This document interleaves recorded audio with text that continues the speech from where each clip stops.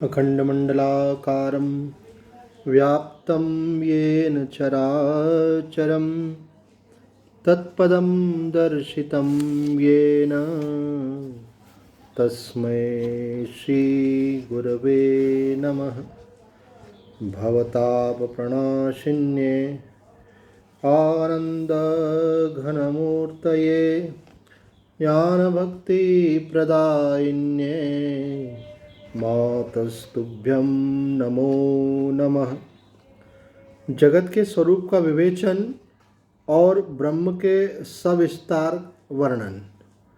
संक्षिप्त योग वशिष्ठ निर्वाण प्रकरण सर्ग 34 और 35। पुनः रिपीट करते हैं। आज का विषय है जगत के स्वरूप का विवेचन और ब्रह्म के स्वरूप का सविस्तार वर्णन। श्री वशिष्ठ जी कहते हैं, रघुकुल राम, तुम ऐसा समझो कि सुख के प्राप्त होने पर दुख का और दुख के प्राप्त होने पर सुख का नाश हो जाता है। अतः यह दोनों ही नाशवान है और जिसका नाश नहीं होता वह अविनाशी आत्मा है। बस अब इस विषय में विशेष शास्त्रोपदेश करना व्यर्थ है। जिसके मन में इच्छाओं की परंपरा बनी हुई है उसे सुख दुख आदि अवश्य ही प्राप्त होते रहते हैं। इसलिए यदि उन सुख आदि रोगों की भली भांति चिकित्सा अभिप्रेत है तो पहले इच्छा का ही परित्याग करना चाहिए। परमपद रूप परमात्मा में अहंकार और इस जगत की भ्रांति है ही नहीं। वह तो शांत निरालंब सर्वात्मक अविनाशी मोक्ष रूप है। वास्तव में तो न अहम है न जगत है, क्योंकि जो शांत और अद्वितीय है वह सर्वात्मक रूप है। ऐसी दशा में उसमें कर्तृत्व और भोक्तृत्व कैसे और कहाँ से संभव हो सकते हैं। ज्ञान भी आत्मस्वरूप ही है, अतः जो कुछ है वह सब तद्रूप ही है। इसलिए अहंकार सहित सारा जगत परमात्मा से अभिन्न है। अब ये बात बारंबार समझाई जाती है कि एक परमात्मा के सिवा कुछ नहीं है। अब इस अनुभूति तक, इस स्थिति तक पहुंचने के लिए जो सबसे बड़ी बाधा बताई जाती है वो बताई जाती है कि एक भ्रांति के रूप में एक अहंकार आ गया है इसके अंदर। वो अहंकार ही इसमें बाधा बन रहा है। वही अविद्या है, वही अज्ञान है, उसकी निवृत्ति होना चाहिए।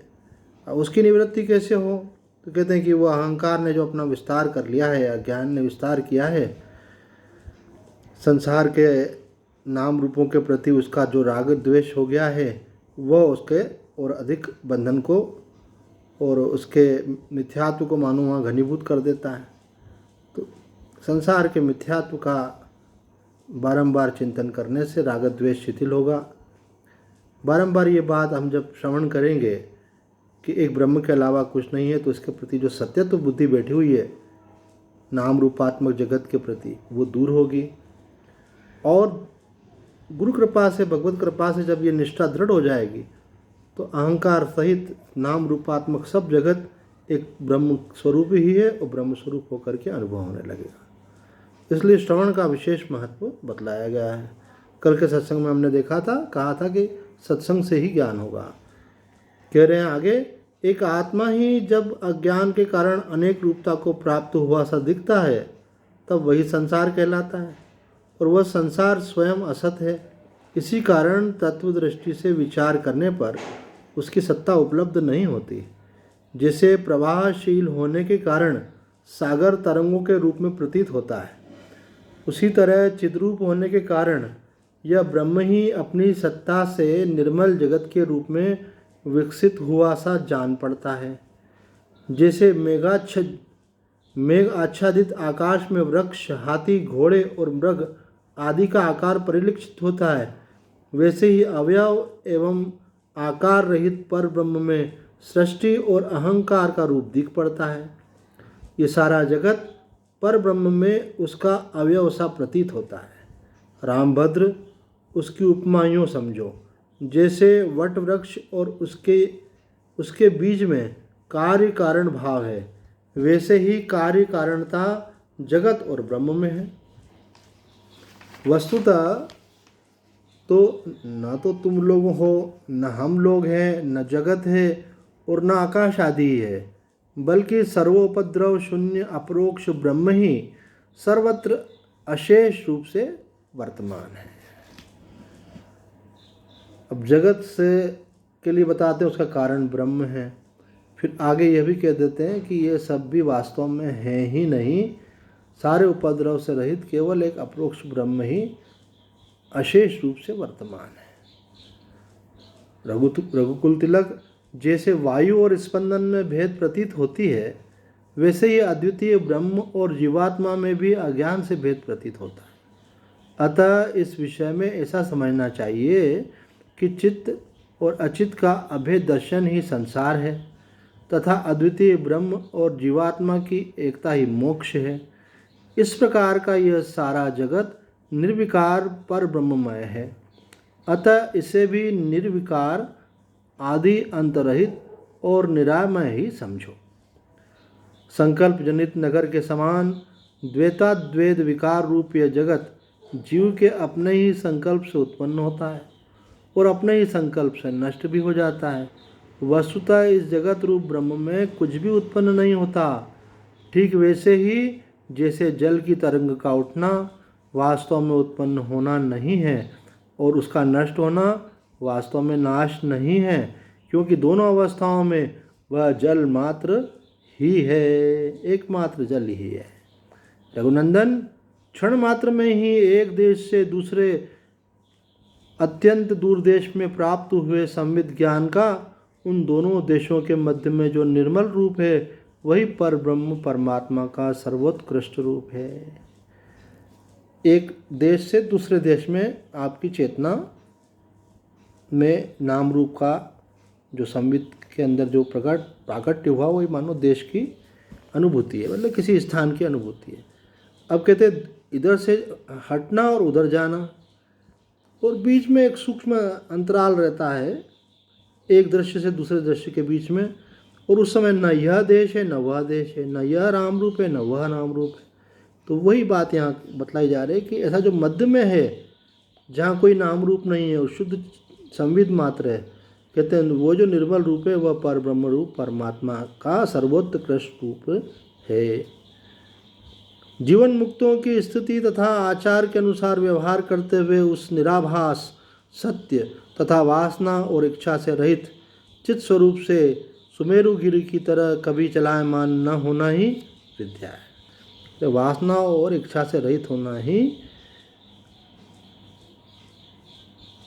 विद्या है। लेकिन कैसा होना चाहिए वो भी विद्या से, इच्छा और वासना से रहित सुमेरु गिरि की तरह, बिल्कुल एक पर्वत की तरह अडिग वासना और इच्छाओं का त्याग हो, तो इसको विद्या कहते हैं। तभी अविद्या की निवृत्ति होगी। तथा भली भांति विवेक विचार पूर्वक अन्वेषण करने पर जिसकी उपलब्धि नहीं होती, वही अविद्या है। यह अविद्या नाम की चीज़ वास्तव में है नहीं, विद्या का अभाव ही अविद्या होता है। अर्थात जब आप विचार नहीं करते हैं, आपका स्वरूप बहुत विस्मृत हो जाता है, तो वही जो है अविद्या का रूप धारण करके जगत प्रपंच की सत्यता को प्रकट कर देता है। अविद्या का अभाव हो जाने पर क्या कहीं चिति और चैत्य का भेद संभव हो सकता है? अर्थात नहीं। और भेद का अभाव हो जाने पर चिति अपने अंदर कैसे किसको प्रकट कर सकेगी?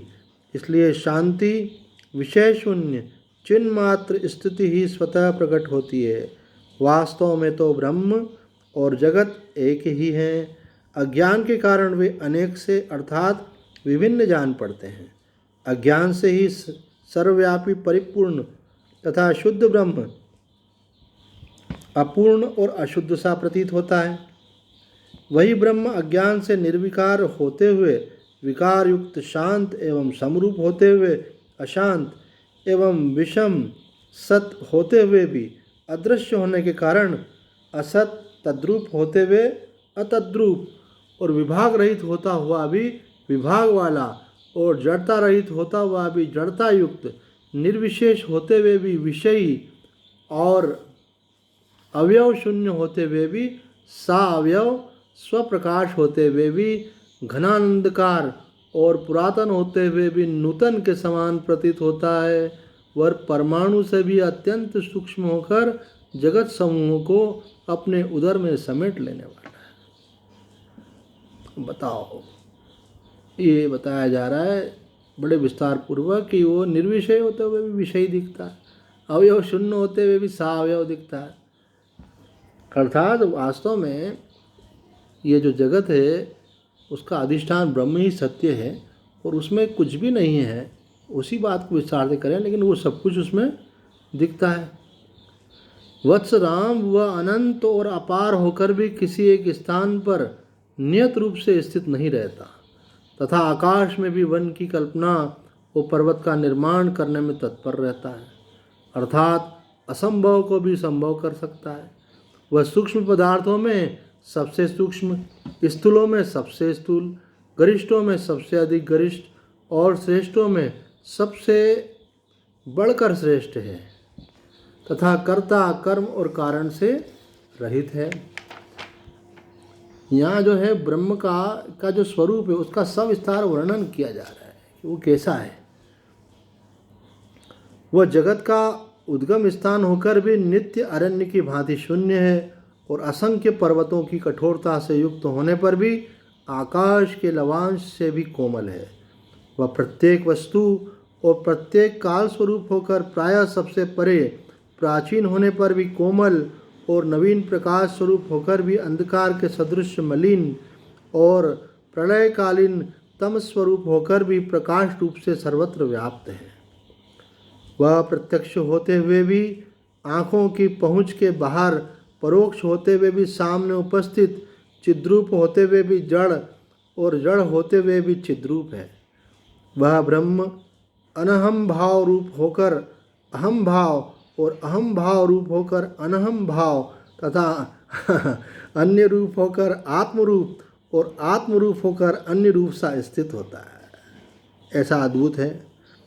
इस चिद्रूप परिपूर्ण सागर के भीतर ये त्रिभुवनमयी तरंगें द्रवता ही जिनका स्वभाव है स्फुरित सी हो रही हैं।